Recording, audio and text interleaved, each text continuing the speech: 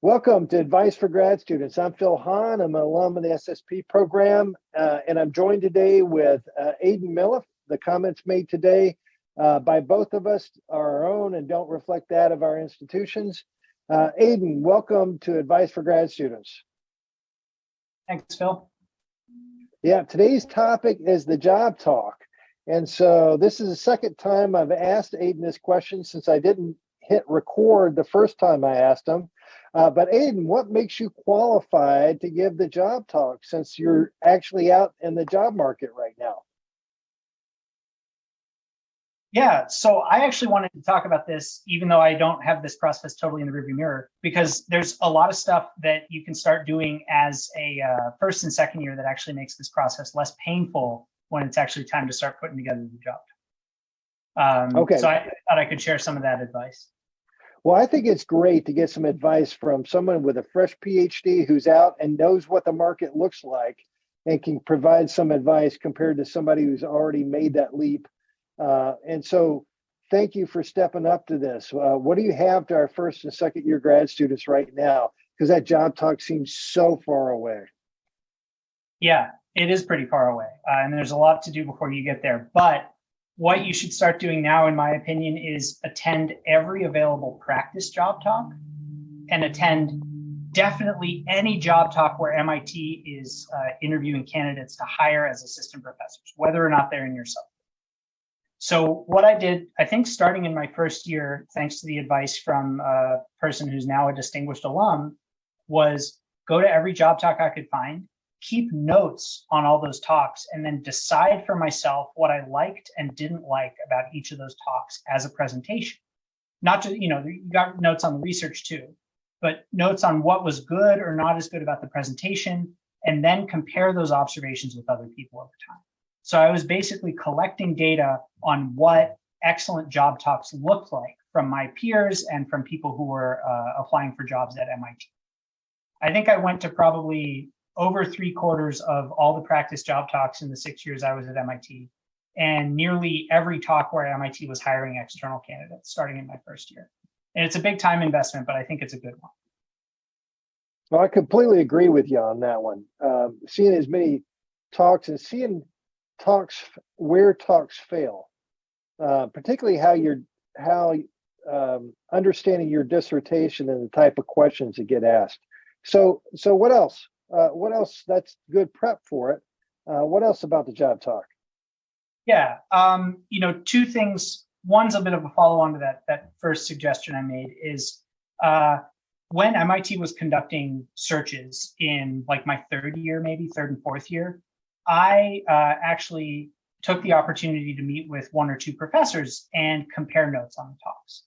Because the other thing is you develop your own personal sense of what's working well, what's not working well, but it's also really good to check your reactions with other people and make sure that you are taking the temperature of the field correctly rather than forging your totally own style. The other thing that I would say is, and this is a piece of advice that I think comes from In-Song Kim, who's at MIT, but not in the security studies program. Every talk is a practice job talk, no matter whether you're at Suswig, presenting some work in progress, whether you're at APSA, any kind of public talk is a practice job talk because it's an opportunity to develop your voice and make sure that you as a person come through in addition to you as a researcher. And so my other advice, starting first and second year, is when you have an opportunity to give a talk to a room full of smart people at MIT or elsewhere, make that talk polished. And it's maybe even okay if the talk is a little more polished than the underlying research, because that's genuinely a skill that you want to develop and that you want to be really good at by the time you're approaching the end of grad school. I think there's even more to that, which is not only developing your own style, but developing your own reputation. You have no idea how many times people are sitting there at ISA looking at you as a potential candidate that you have no idea about. So I think that's really great advice. All right, what else about the actual, getting really close to the job talk or at the job talk? What additional advice do you have? Sure. I can give you some little technical or procedural pieces of advice that really helped me. One is that these slides are going to take you forever to make, and don't rush them. You want the slides to be probably much more in depth than anything you've used before, because you want to keep people's focus on you in the job talk. You don't want them reading over your shoulder. And so I would say, to a degree that's maybe unreasonable for talks that get a little less preparation, you want to be breaking down when you add things to the slides and really keeping the focus on you and what you're talking about at that exact moment. I think that in my job talk, there are 20 slides, which is not a lot of slides for a 35-minute talk, but I hit the clicker about 120 times because I'm adding new pieces of information. I'm building charts and graphs very slowly so that I'm walking people through things. One of the things that you're doing in a job talk, in my understanding, is not only showing off your cool research, not only showing you as a person, you're also showing what you would be like as a teacher, especially if you're at an institution where teaching is going to be part of your job. And so showing that you can hold attention and deliver a good lecture is also a pretty valuable skill. The other thing is practice. What I did for mine is I actually wrote a script and I memorized the script, and then I practiced delivering the talk enough times. I think I delivered it 65 times to myself. I practiced delivering it enough that it didn't sound like I had memorized a script.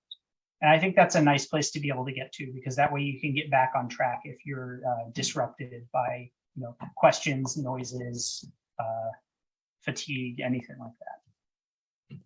Yeah, I think that's, I mean, that may sound like 65 times, may sound, oh my goodness, but, and not to get too stressed about it, but you do need to, the job talk, just getting a job talk is an incredible opportunity, and you want to be prepared. I found that just for my normal lecturing, I'm now using like Zoom or Panopto to record a practice lecture and then go back and look at it. So there's all kinds of technologies. Did you take advantage of any technologies in terms of prepping? Absolutely. I would say you got to do it two ways, though. I mean, Phil, you're an expert, so you probably don't have to do both of these for preparing your lectures. But what I had to do is I gave the job talk into a Zoom camera, standing like this right in front of my screen and talking. And I watched myself and took notes on how I did. But then the other thing I did, which I think was really important, is I taped myself giving a job talk in the physical setting where you would give a job talk, which is the front of a seminar room. One thing I learned when I was watching that game tape, so to speak, is that I pace and shift my weight around on my feet a ton. And it's really distracting to watch. And I wouldn't have learned that if I was sitting in my desk chair when I had actually done all the practices. So that it's good to practice it in as realistic a conditions as possible. Yeah, I'm with you. Certain ticks, pauses where the ums or the ahs come in. When you watch it yourself, your own video, you are your worst critic. So I think that's really good advice. How about that's your presentation. What about the Q&A? What's your advice with that? Yeah, as you get closer and closer to the process, into the year that you're building the job talk, there are a lot of specific little pieces of advice that people have about Q&As. But I think that this is really the point where you get to demonstrate to the group that you're going to be a good colleague and that you're not going to be a real miserable person to give feedback to. I think that the thing to be in the Q&A is positive and really respectful of the questions and confident.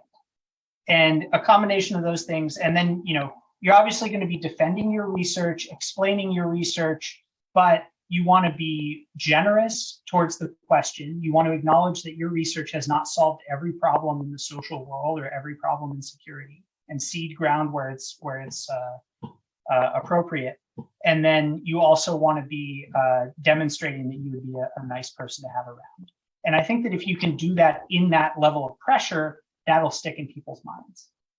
Yeah, I think that last piece is, I've been on so many searches now on the other side, and there's the IQ. You're trying to hire for IQ. You can't stop that, but there's an EQ. You're going to be going to that person's kid's wedding 20 years from now, and never take that away. That is subliminal. It's part of the conversation. Well, Aidan, thanks so much for being on Advice for Grad Students. Very useful today. Thank you so much for the time and good luck with your postdoc and landing that fantastic job. All right. Take care.